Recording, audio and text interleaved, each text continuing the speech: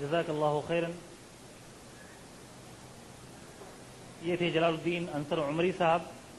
ہمارے اگلے مقرر ہیں مولانا محمد غلام وستانوی صاحب. آپ نے فلاح دارین سورت گجرات سے عالمیت و فضیلت کی ڈگری حاصل کی. مہاراشٹر اور گجرات میں آپ اپنی تعلیمی و سماجی خدمات کی وجہ سے کافی شہرت رکھتے ہیں. آپ جامعہ اشاعت العلوم عقل کنواں کے مؤسس و ریکٹر ہیں. مولانا غلام وستانوی صاحب اب آپ کے سامنے تشریف لا رہے ہیں.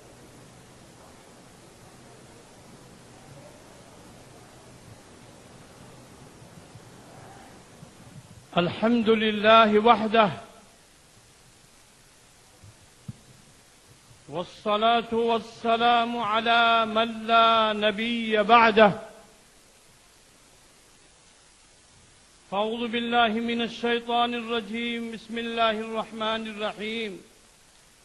ما أتاكم الرسول فخذوه وما نهاكم عنه فانتهوا. اسٹیج پر تشریف فرما علماء کرام، سامعین اعظام، بہت ہی مختصر وقت میں بات کرنی ہے. قرآن کریم جو مسلمانوں کا ہی نہیں بلکہ پوری انسانیت کے لیے رہرو رہبر قائد ہے. قرآن کریم کی جس کی حفاظت کا وعدہ رب کریم نے کیا، اِنَّا نَحْنُ نَزَّلْنَا الذِّكْرَ وَإِنَّا لَهُ لَحَافِظُونَ. ہم نے قرآن کریم کو اتارا اور ہم ہی اس کی حفاظت کرنے والے ہیں. چنانچہ قرآن کریم اپنے نزول کے زمانے سے آج تک اس میں کسی قسم کی تحریف تبدیلی ہوئی نہیں ہے اور قیامت تک ہوگی بھی نہیں، کیونکہ قرآن کا وعدہ ہے وَإِنَّا لَهُ لَحَافِظُونَ.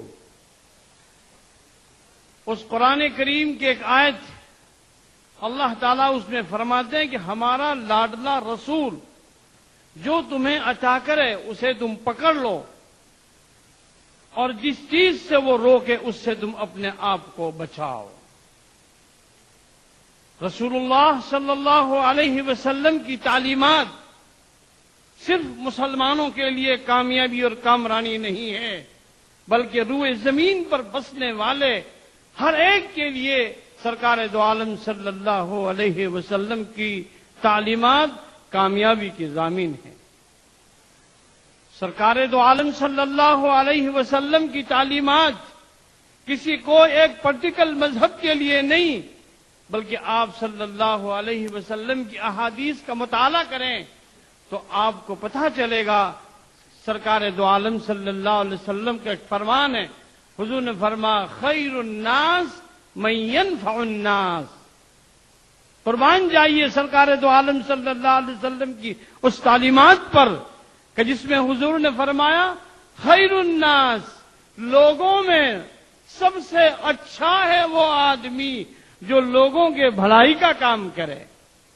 مسلمانوں کے لیے نہیں کہا کہ وہ مسلمان اچھا جو مسلمان کا بھلا کرے، نہیں، سرکار دو عالم صلی اللہ علیہ وسلم کہ جن کے بارے میں قرآن نے کہا وَمَا أَرْسَلْنَاكَ إِلَّا رَحْمَةً لِّلْعَالَمِينَ، ہم نے آپ کو نہیں بھیجا مگر ساری کائنات کے لیے رحمت بنا کر بھیجا ہے.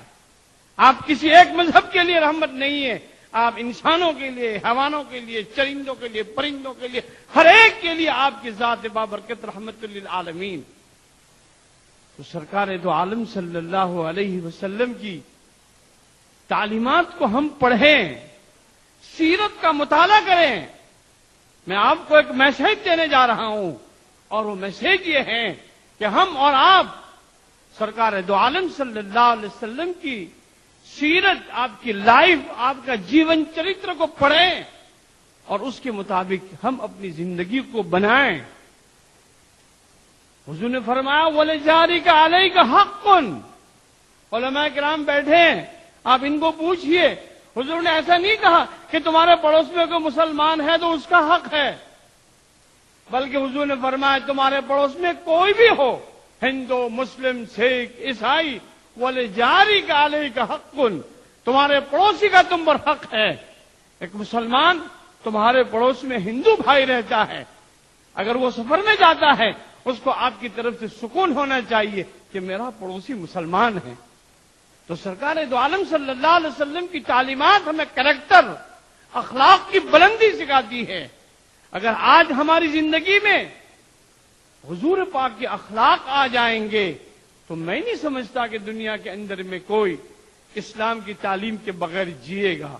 اللہ سے دعا کریں کہ پوری کائنات میں سرکار دو عالم صلی اللہ علیہ وسلم کے اخلاق عام ہو جائے۔ وما توفیقی الا باللہ۔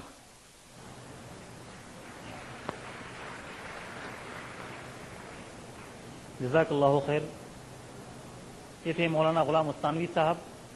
ہمارے اگلے مقرر ہیں شیخ مقیم فیضی صاحب۔ مولانا نے اپنی ابتدائی و ثانوی تعلیم جامعہ فیض عام مئو سے حاصل کی۔ آپ نے کنگ سعود یونیورسٹی ریاض سے گریجویشن کیا۔ اس وقت آپ مرکزی جمعیت اہل حدیث ہند کے جوائنٹ سیکریٹری ہیں۔ شیخ مقیم صاحب فیضی۔ الحمد لله رب العالمين والعاقبة للمتقين والصلاة والسلام على نبينا محمد وعلى آله وأصحابه أجمعين، أما بعد. أعوذ بالله السميع العليم من الشيطان الرجيم. وكذلك جعلناكم أمة وسطا لتكونوا شهداء على الناس ويكون الرسول عليكم شهيدا. گرامی قدر علماء کرام، معزز سامعین، پیاری ماں اور بہنوں، حضرت امام مالک رحمۃ اللہ علیہ جو اس امت کے بہت بڑے محسن اور جلیل القدر عالم دین اور امام وقت تھے، انہوں نے ایک بڑا قیمتی جملہ کہا ہے جس کی قیمت جیسے کل تھی ویسے آج بھی ہے اور ہمیشہ رہے گی۔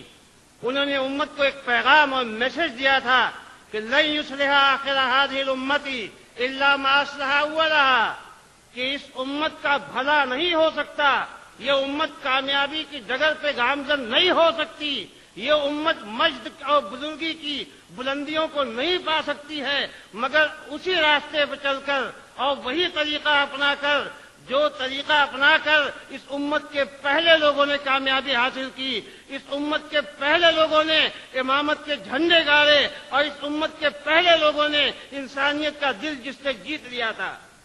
آج ہمارے سامنے بہت سے چیلنجز ہیں، بہت سے مسائل ہیں، بڑی بڑی تحدیات ہیں، لیکن آج ہماری کمی یہ ہے کہ ہم اپنے مسائل میں اپنے اللہ کو اپنے ساتھ نہیں لیتے ہیں۔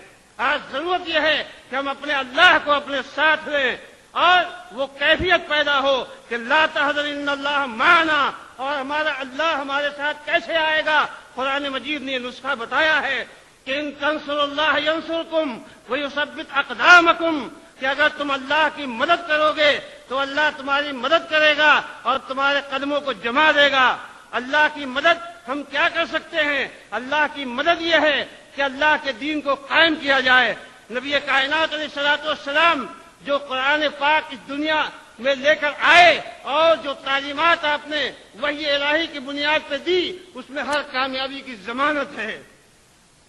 حضرات گرامی، جب یہ قوم دائی تھی، جب یہ قوم اپنے اخلاق و کردار کا جھنڈا لے کے دنیا کے سامنے جا رہی تھی، تو ساری دنیا جب یہ تلوار لے کے نکلی تو دشمنوں نے اس کی تلوار کو بوسے دیے اور یہ کہا کہ ہمارے حکمرانوں کی محبتیں اور ہمارے حکمرانوں کی چاہتوں سے زیادہ قیمتی تمہاری تلواریں ہیں، جو دنیا میں عدل قائم کرتی ہیں، جو دنیا میں انصاف کا جھنڈا بلند کرتی ہیں، جو امن کی ضمانت ہیں۔ ہم اس تلوار کو سلام کرتے ہیں، ہم تمہارے اخلاق کی عظمت کو سلام کرتے ہیں۔